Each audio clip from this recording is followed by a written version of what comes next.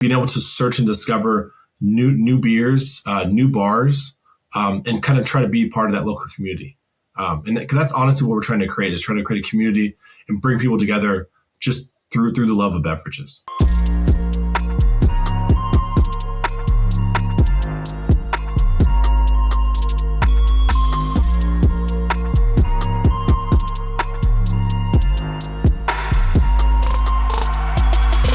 Welcome to Digital Hospitality. I'm your host, Shawn Walchef. This is a Cali BBQ Media production.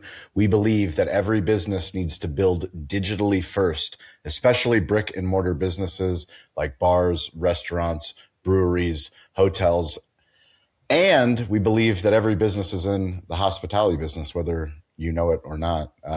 I'm so excited because we have Gordon Brown. He's the VP of Strategic Sales at NextGlass.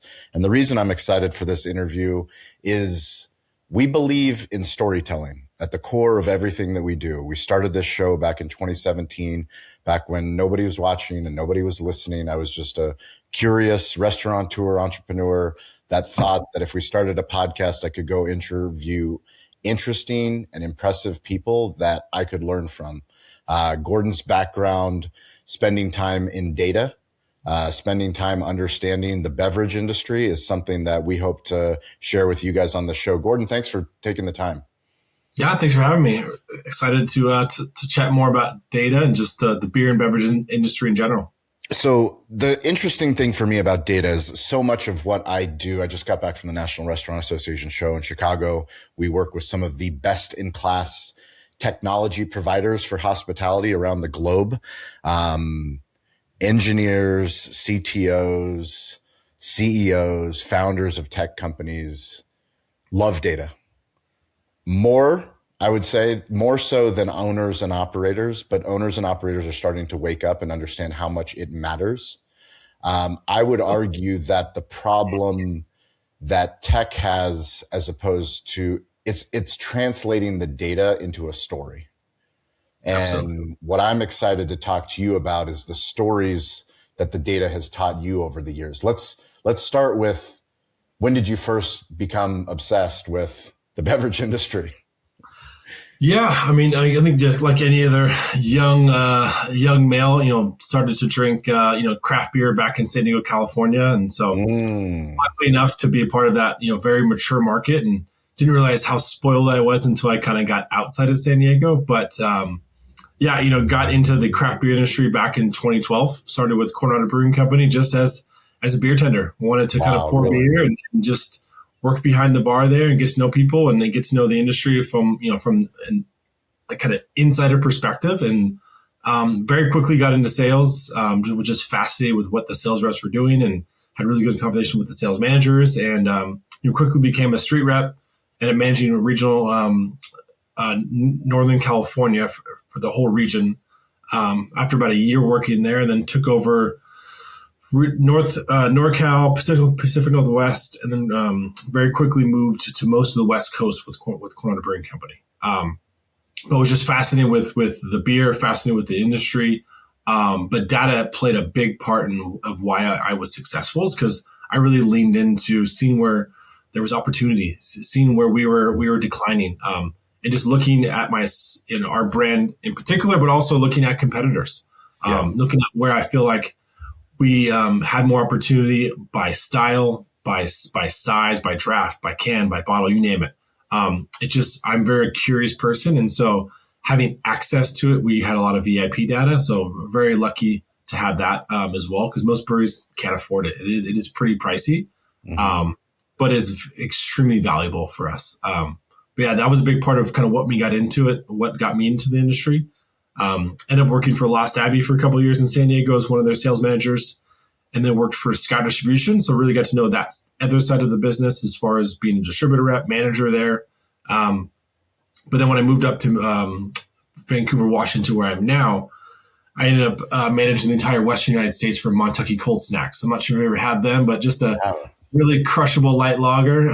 But it was fun selling one beer, only can, no draft. So learned a lot about how to be creative in my sales process, because I didn't have a lot of, someone wanted an amber or they wanted an IPA, wasn't your guy. but I could sell the crap out of some lager. And so it was really fun to be part of that. And then, ended up taking a break from the beer industry. My wife got pregnant and needed to be off the road, off the streets. And so I got a job at Circana and was a senior manager there. Well, all in together about 3 years working on the mid-market national vertical, selling mostly CPG brands, but a lot of those being beverage. So it was really cool to dive headfirst and really get to know data from another kind of lens. And having access to it really helped to kind of broaden my experience and knowledge in particular as well. I think the interesting thing for me about data and the world that we live in is there's lots of numbers all over the place, but it's when you open the door or you open the account and you meet the human that actually buys it and they heard from another human. And then you're like, oh, wait, the data is actually verifiable through this proof. Like they're actually buying my beer and they're tapping my kegs. And can you share a little bit about, kind of the unlock of seeing big numbers or seeing accounts open up, but then, actually seeing it in real life? Like, okay, like now I can trust this data, right? Because I think to me, and you said it perfectly. I think data provides accuracy, it provides clarity, but it can also help you tell a story. And so sometimes people struggle with what story that they want to tell. Sometimes not every part of that story looks great. Some of it isn't the worst, right? But you try to be creative and tell the story. But what I loved about it is, to me, the data was a reflection of my hard work, right? Because if I was successful, I could see the numbers grow. If I was successful, I could see that by utilizing data and utilizing the experience that I've built within the industry, it provided me that clarity and provided me that direction. And it was instrumental to my success over the years, for sure. Let's talk about your joining Next Glass. What excited you about it? Why for somebody that grew up I didn't know you're from San Diego and that you spent your time, literally in the craft beer boom in San Diego. I opened up Cali Barbecue in 2008. So, we went from having 8 taps to needing 24 taps pretty quickly because of demand. That was data from customers coming in saying like, you don't have a robust enough tap list. Can you share a little bit about, what made you make the switch to Untappd? Yeah, I think a lot of it was, one, I had built this community. I was a part of this community of the beer and beverage industry.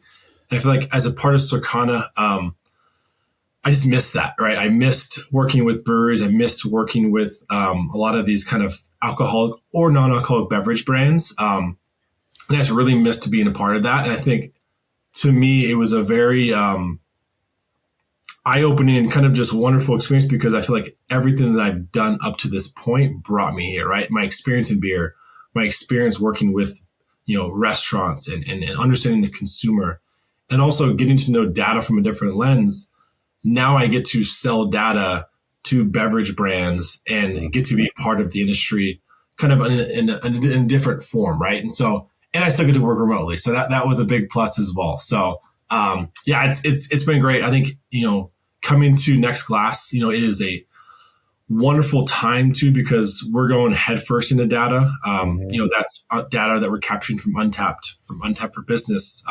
We recently acquired Ecos, which is one of the number one brewery ERP in the world. And so Ollie was the one that we owned previously to that, but we now have data from those. And so being able to put that data together and help tell a story for brands to help them be successful, to help them evolve, because we know that with all these brewery closing, it's really important to understand your market, understand your consumer. And I think for them, making sure that they can see the ROI that, it does cost a little bit of money, but you're going to get 10 times ROI when it comes to what we can provide.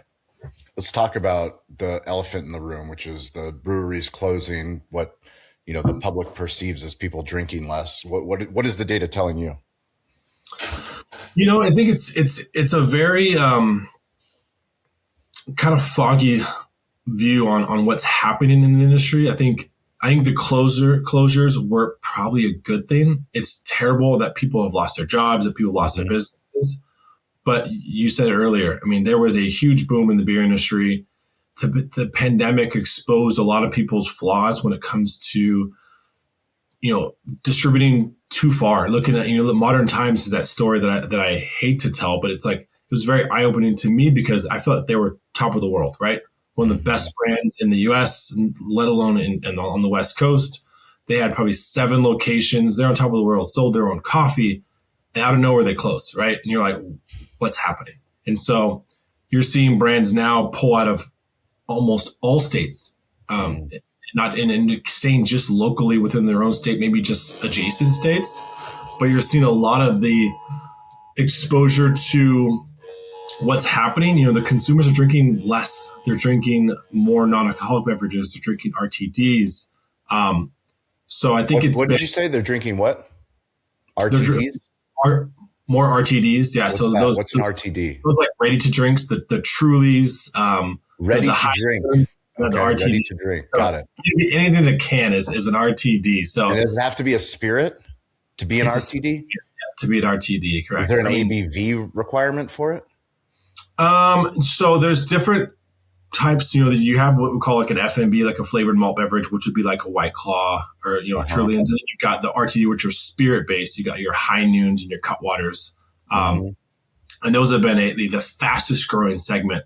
RTDs, I've never even heard of that, but I know what they are, but I didn't know the category for them. Amazing. Yeah, it's basically even once everything started going to can. This was even before the pandemic.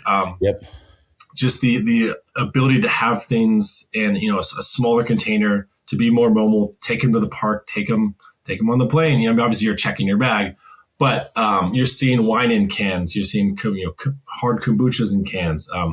Everyone's going to cans, but I think that's also affected the supply of cans as well. But yeah, I think going back to your previous question, I think it's changed the industry drastically. I think the younger generations are drinking less alcohol. I just heard a term recently called zebra striping. So people will do one alcoholic beer and they'll do one NA beer, one alcoholic beer, almost doing like beer and water back in the days, which I think is great.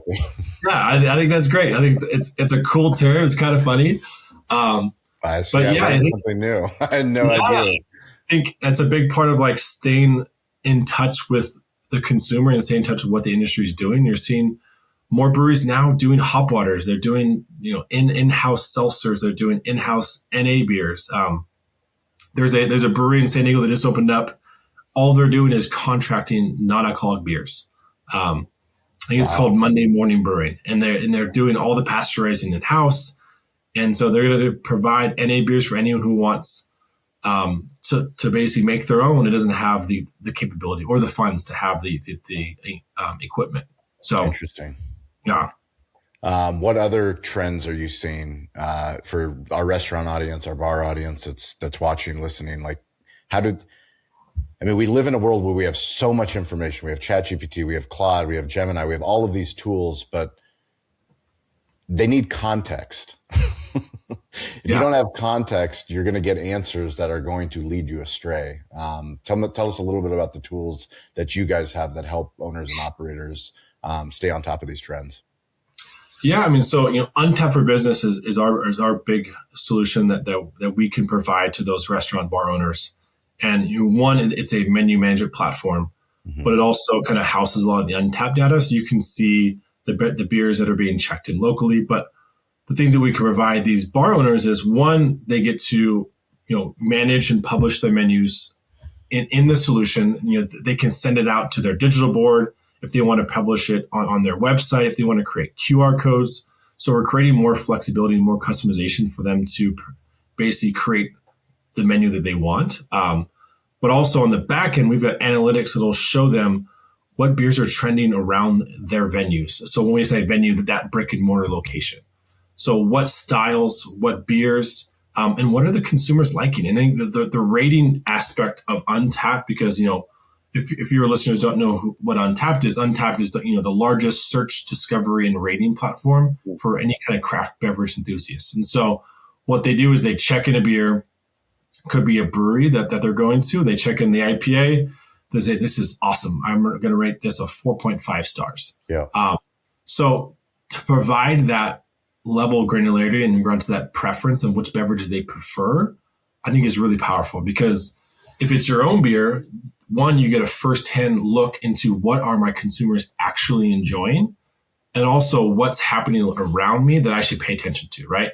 If I'm seeing a local hazy IPA that's having a lot of success, I want to look into that, right? If I'm seeing that now, as of the last few months of last year, we've unlocked Untappd to all beverages. So now they can see, not only can their consumers check in every beverage, they can check in a spirit, an RTD, wow, really?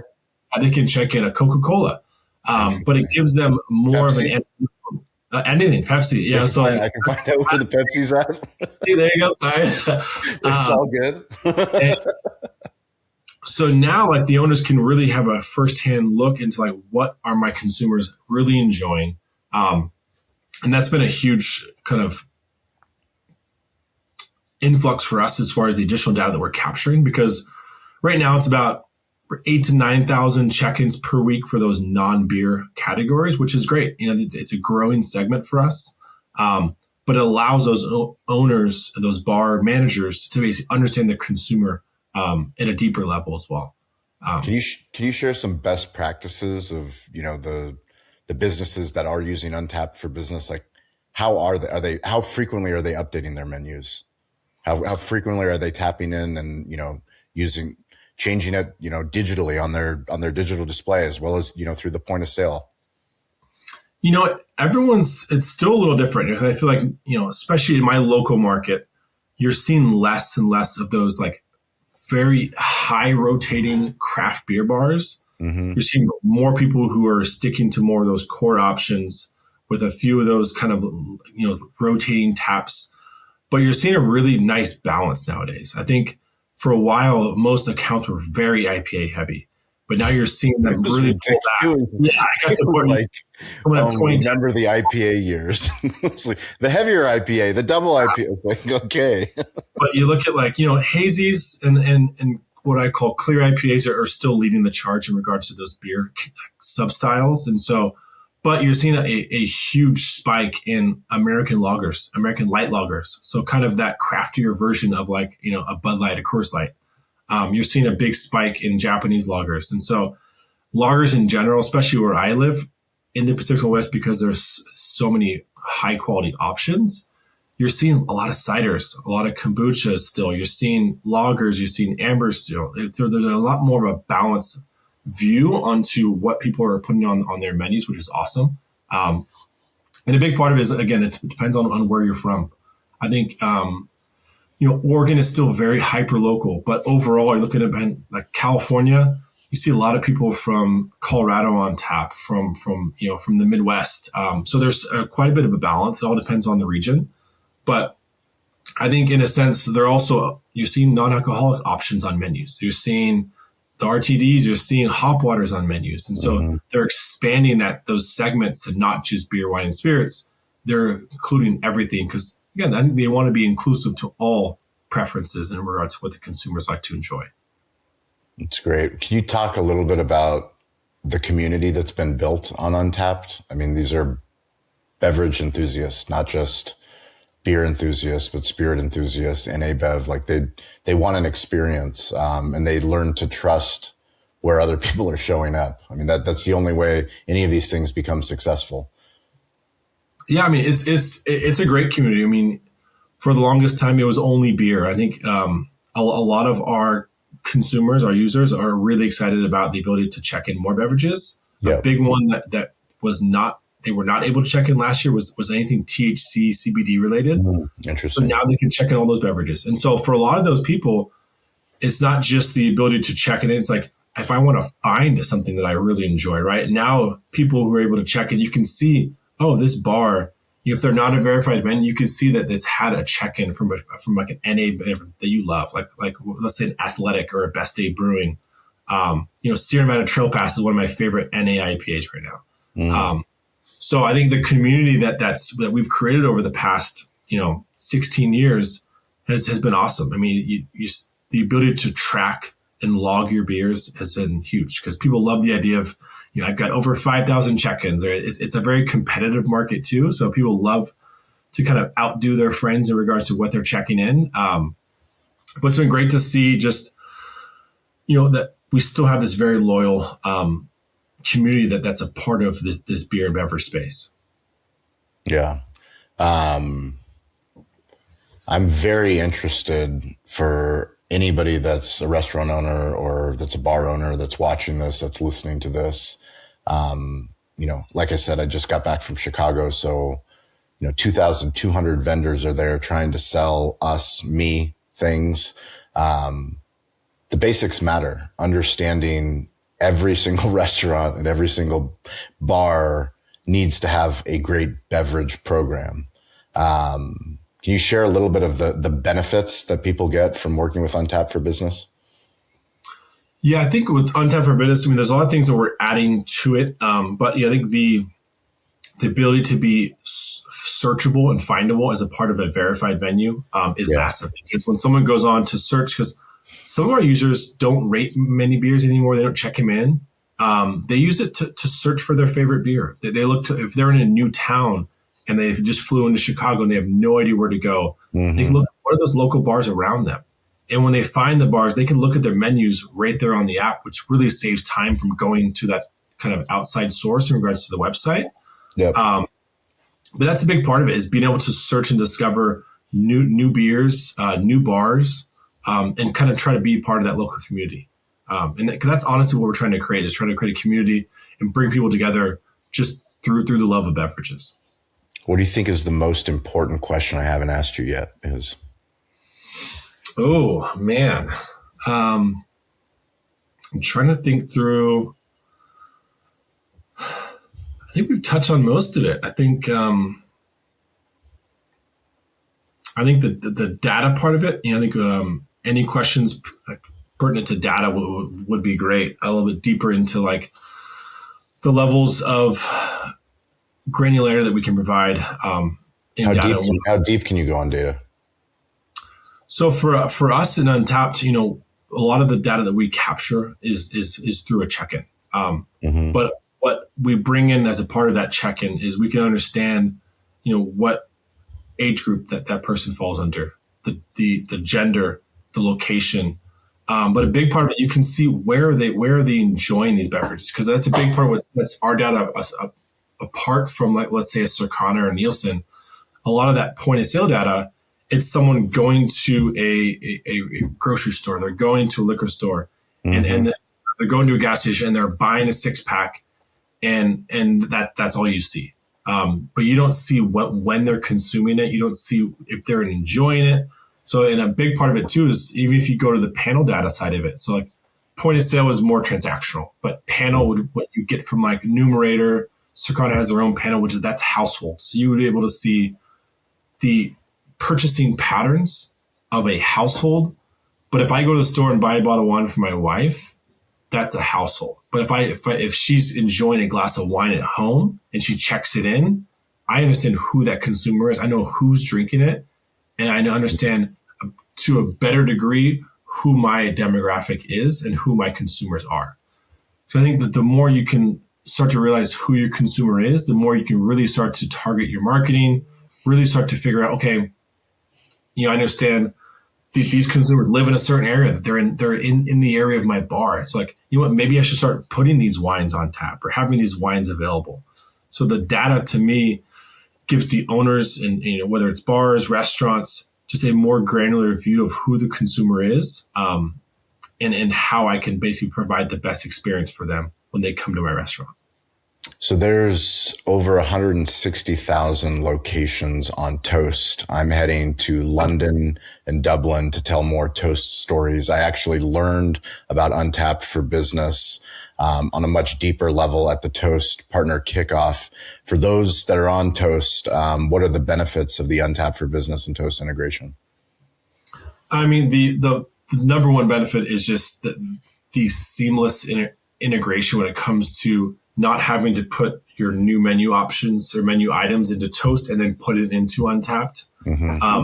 That is probably the number one thing about what we can provide, is that seamless integration. So there's a couple steps in the beginning of doing that kind of named mapping, But overall, you make one change, and whether it's your beers, your cocktails, your non-alcoholic beverages, even your food items, it's a seamless integration from Toast to Untappd, which feeds your menus on your website, what's on your digital board, anything that's attached to a QR code. So it saves your employees so much time.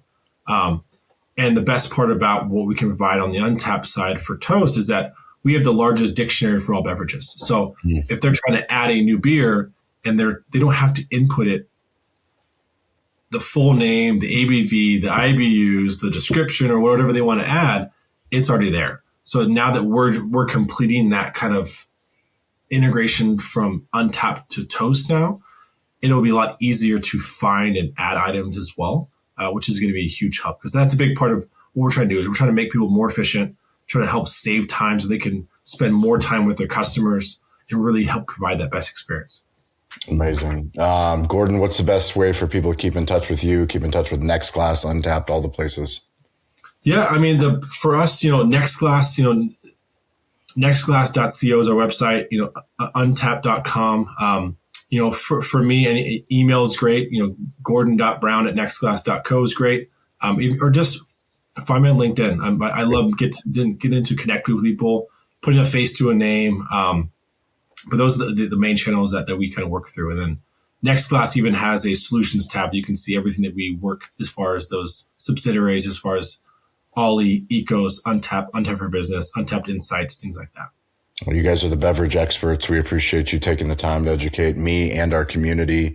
You guys can reach me anytime. I'm weirdly available at Shawn P. Walchef, Instagram, LinkedIn, all the platforms. We appreciate you. Gordon, thank you for taking the time. As always, guys, stay curious, get involved, and don't be afraid to ask for help. We'll catch you next episode. Thank you for watching. Thank you for listening. If you've made it this long, you are part of the community. You're part of the tribe. We can't do this alone. We started, no one was listening. Now we have a community of digital hospitality leaders all over the globe. Please check out our new series called Restaurant Technology Substack. It's a Substack newsletter. It's free. It's some of our deep work on the best technology for restaurants. Also, go to YouTube and subscribe to Cali Barbecue Media. Cali BBQ Media on YouTube.